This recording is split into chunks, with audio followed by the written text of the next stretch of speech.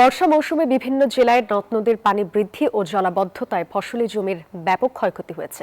এ বিষয়ে বিস্তারিত জানাতে যুক্ত হচ্ছেন আমাদের সহকর্মীরা। আমরা প্রথমেই চলে যাব লালমনিরহাটে, সেখানে আছেন সহকর্মী রবিউল হাসান।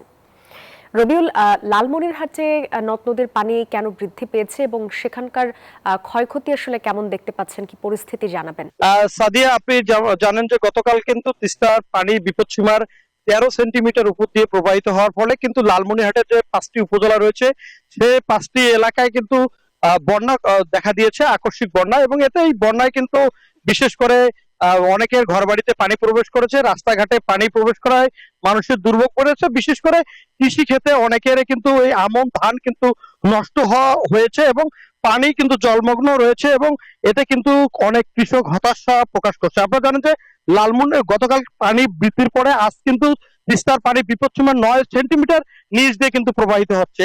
এতে কিন্তু পানি ধীরে ধীরে কমতে শুরু করছে, মানুষের কিন্তু স্বস্তি রয়েছে। তারপরেও পানি উন্নয়ন বোর্ড জানিয়েছেন যে আগামী 48 ঘন্টার মধ্যে আরো একটি তারা বন্যার আশঙ্কা দিয়েছেন এবং বিপদসীমার উপর দিয়ে কিন্তু পানি প্রবাহিত হতে পারে এমনটি আমাদেরকে জানিয়েছেন। পাশাপাশি আমরা জানেন যে লালমনিরহাটের যে হাতীবান্ধা উপজেলা রয়েছে, হাতীবান্ধা উপজেলার ফকিরপাড়া ইউনিয়নে কিন্তু অনেক ক্ষয়ক্ষতি হয়েছে, মানুষের ঘর বাড়িতে পানি প্রবেশ করে। এতে আমরা হাতীবান্ধা নির্বাহী অফিসার এবং প্রকল্প অফিসারের সাথে কথা বলছি, তারা ক্ষতিগ্রস্ত পরিবারের তালিকা করছে এটি তারা বলছে। এবং পাশাপাশি দহগ্রাম আঙ্গুরপোতার যে একটি সড়ক রয়েছে যোগাযোগ, সেই সড়কটি পানির তরে ভেঙে যায়, কিন্তু যোগাযোগ বিচ্ছিন্ন রয়েছে। এই ছিল আমার কাছে সর্বশেষ। ফিরে যাচ্ছি স্টুডিওতে।